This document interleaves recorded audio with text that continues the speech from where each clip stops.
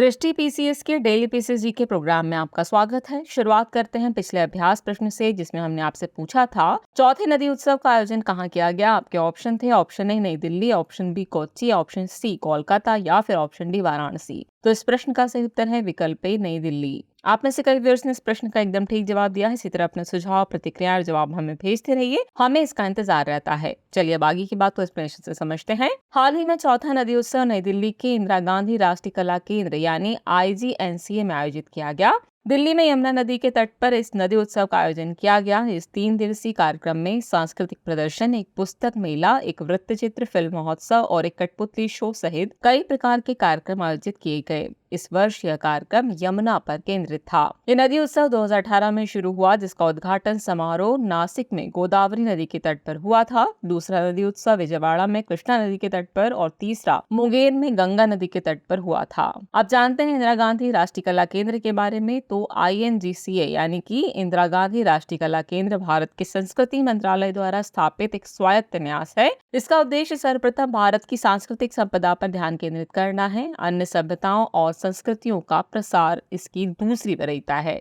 इस तरह इस प्रश्न का सही उत्तर होगा विकल्प ए यानी नई दिल्ली। चलिए अब शुरुआत करते हैं आज के एपिसोड की। तो आज के एपिसोड का पहला प्रश्न है, निम्नलिखित में से किस नदी पर हीराकुड बांध बना हुआ है। आपके ऑप्शन है गोदावरी, महानदी, कृष्णा या फिर प्राणहिता। तो इस प्रश्न का सही उत्तर है विकल्प बी महानदी। चलिए एक्सप्लेनेशन देखते हैं। हाल ही महानदी के ऊपरी जलग्रहण क्षेत्रों में भारी बारिश के बाद ओडिशा के हीराकुंड बांध के 22 और गेट खोले गए। हीराकुंड बांध के बारे में बात करें तो हीराकुंड बांध ओडिशा राज्य में संबलपुर से लगभग 15 किलोमीटर दूर महानदी पर बना है। ये दुनिया का सबसे लंबा मिट्टी का बांध है। ये बांध एक विशाल जलाशय का निर्माण करता है, जिसे हीराकुंड जलाशय या हीराकुंड झील के नाम से जाना जाता है। ये एशिया की सबसे बड़ी कृत्रिम झील है। ये परियोजना संबलपुर, बरगढ़, बोलांगीर और सुबर्णापुर जिलों में 1,55,635 हेक्टेयर खरीफ तथा 1,08,385 हेक्टेयर रबी फसलों हेतु सिंचाई सुविधा प्रदान करती है। ये आजादी के बाद भारत की पहली बहुउद्देशीय परियोजनाओं में से एक है। इसका निर्माण महानदी नदी के प्रवाह को नियंत्रित करने और क्षेत्र में बाढ़ की 12मासी समस्या का प्रबंधन करने के लिए किया गया था। बता दें कि इस बांध का उद्घाटन वर्ष 1957 में तत्कालीन प्रधानमंत्री जवाहरलाल नेहरू ने किया था। इस तरह इस प्रश्न का सही उत्तर होगा विकल्प बी महानदी।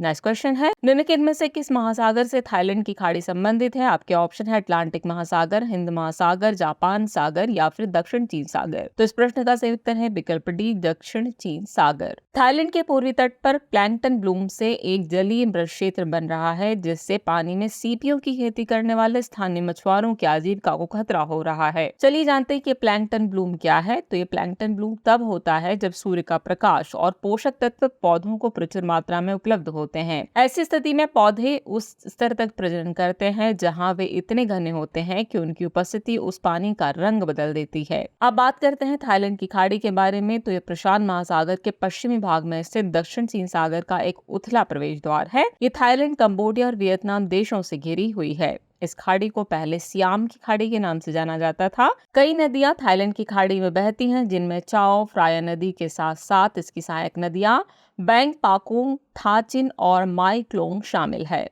इस तरह इस प्रश्न का सही उत्तर होगा विकल्प डी दक्षिण चीन सागर। नेक्स्ट क्वेश्चन है, निम्नलिखित में से कौन सा देश I2U2 समूह में शामिल नहीं है। आपके ऑप्शन है भारत, संयुक्त अरब अमीरात, ईरान या फिर संयुक्त राज्य अमेरिका। तो इस प्रश्न का सही उत्तर है विकल्प सी ईरान।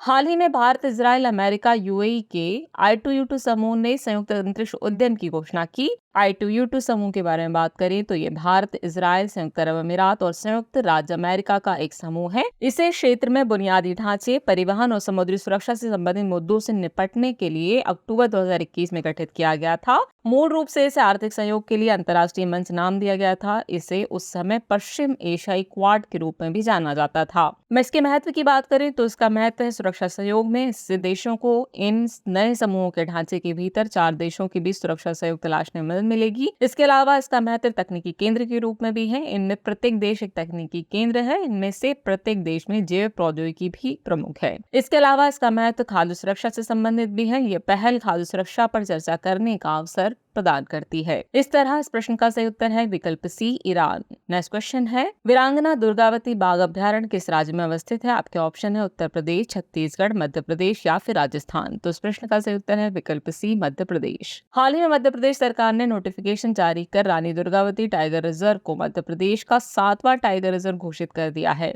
वीरांगना दुर्गावती टाइगर रिजर्व के बारे में बात करें तो ये 2339 वर्ग किलोमीटर क्षेत्र में मध्य प्रदेश के सागर, दमोह और नरसिंहपुर जिलों में फैला हुआ है। ये मध्य प्रदेश का 7वां बाघ अभ्यारण्य होगा। इसमें नोरादेही वन्यजीव अभ्यारण्य और दुर्गावती वन्यजीव अभ्यारण्य के क्षेत्र शामिल होंगे। नए रिजर्व में बाघों की प्राकृतिक आवाजाही के लिए पन्ना टाइगर रिजर्व को दुर्गावती से जोड़ने वाला एक हरित गलियारा विकसित किया जाएगा। यहाँ की नदियों की बात करें तो रिजर्व के कुछ हिस्से नर्मदा और यमुना नदी घाटियों के अंतर्गत आते हैं। सिंगोरगढ़ किला रिजर्व के भीतर स्थित है। और वनस्पति की यहाँ की बात करें तो शुष्क पर्णपाती प्रकार की वनस्पति है, जिसमें सागौन, साजा, धौरा, बेर, आंवला आदि शामिल हैं। इसके अलावा जीव जंतुओं पर नजर डालें तो बाघ, तेंदुआ, भेड़िया, सियार, भारतीय लोमड़ी, धारीदार लकड़बग्घा, नीलगाय, चिंकारा, चीतल, सांभर, काला हिरण, भौंकने वाला हिरण, आम लंगूर, रीसस मकाक आदि यहाँ पाए जाने वाले प्रमुख जीव जंतु हैं। इस तरह इस प्रश्न का सही उत्तर होगा विकल्प सी, मध्य प्रदेश।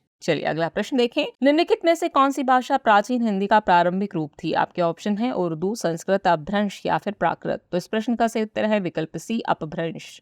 हिंदी भाषा को अपना नाम फारसी शब्द हिंद से प्राप्त हुआ है, जिसका अर्थ है सिंधु नदी की भूमि। 11वीं शताब्दी की शुरुआत में तुर्की के आक्रमणकारियों ने सिंधु नदी के आसपास के क्षेत्र की भाषा को हिंदी यानी सिंधु नदी की भूमि की भाषा नाम दिया। यह भारत की राजभाषा है। अंग्रेजी दूसरी अन्य राजभाषा है। भारत के बाहर कुछ देशों में भी हिंदी बोली जाती है, जैसे Mauritius, Fiji, Suriname, Guyana, Trinidad और टोबैगो तथा नेपाल में। हिंदी अपने वर्तमान स्वरूप में विभिन्न अवस्थाओं के माध्यम से उभरी है, जिसके दौरान इसे अन्य नामों से जाना जाता था। प्राचीन हिंदी का सबसे प्रारंभिक रूप अपभ्रंश था। 400 ईस्वी में कालिदास ने अपभ्रंश में विक्रमोर्वशीयम नामक एक रोमांटिक नाटक लिखा। गौरतलब है कि आधुनिक देवनागरी लिपि 11वीं शताब्दी में अस्तित्व में आई। इस तरह इस प्रश्न का सही उत्तर होगा विकल्प सी, अपभ्रंश। नेक्स्ट क्वेश्चन है, पट्टचित्र किस राज्य की पारंपरिक चित्रकारी है? आपके ऑप्शन है ओडिशा, बिहार, तमिलनाडु या फिर केरल। तो इस प्रश्न का सही उत्तर है विकल्प ए, ओडिशा। ओडिशा की एक पारंपरिक चित्रकारी जिसे पट्टचित्र कहा जाता है का नामकरण संस्कृत शब्द पट्ट अर्थात कैनवास या कपड़ा और चित्र से मिलकर हुआ है। पट्टचित्र को इनके कथानकों के लिए जाना जाता है, जिसमें मिथक, पुराण, महाभारत, रामायण, राधा कृष्ण प्रसंगों से लेकर समय के साथ आदिवासी कलाओं का भी समावेश हुआ है। चित्रकला का आधार उपचारित वस्त्र होता है, जबकि इसमें प्रयोग हेतु रंग, नारियल के खोल की राख, हिंगुला, राम, राजा और काजल आदि प्राकृतिक स्रोतों से प्राप्त होते हैं। इस चित्रकला की विषय वस्तुएं जगन्नाथ और वैष्णव मत तथा कभी कभी शाक्त एवं शैव संप्रदाय से प्रेरित होती हैं। ओडिशा का रघुराजपुर इस कला शैली के लिए प्रसिद्ध है। खजूर की पत्तियों पर निर्मित पट्टचित्र को ताल पट्टचित्र के नाम से जाना जाता है। खजूर की कठोर सूखी पत्तियों को आपस में मिलाकर कैनवास का रूप दिया जाता है, जिन पर सफेद या काली स्याही का प्रयोग कर छवियों को निर्मित किया जाता है। इस तरह इस प्रश्न का सही उत्तर है विकल्प ए, ओडिशा।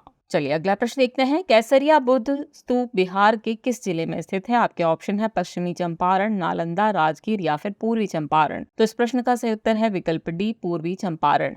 केसरिया बौद्ध स्तूप को विश्व का सबसे ऊंचा और सबसे बड़ा बौद्ध स्तूप कहा जाता है। ये बिहार के पूर्वी चंपारण जिले में पटना से 110 किलोमीटर की दूरी पर केसरिया में स्थित है। मूल केसरिया स्तूप संभवतः अशोक लगभग 250 ईसा पूर्व के समय का है, क्योंकि यहाँ अशोक के स्तंभ के शीर्ष के अवशेष पाए गए थे। वर्तमान स्तूप 200 ईस्वी और 750 ईस्वी के बीच गुप्त राजवंश के समय का है और ये 4वीं शताब्दी के शासक राजा चक्रवर्ती से संबंधित हो सकता है। प्राचीन काल में केसरिया मौर्यों और लिच्छवियों के शासनाधीन था। 2 महान विदेशी यात्रियों फाहियान और वैनसोंग ने प्राचीन काल में इस स्थान का दौरा किया था और अपनी यात्रा के दिलचस्प तथा सूचनात्मक विवरण प्रस्तुत किए हैं। इस तरह इस प्रश्न का सही उत्तर है विकल्प डी, पूर्वी चंपारण।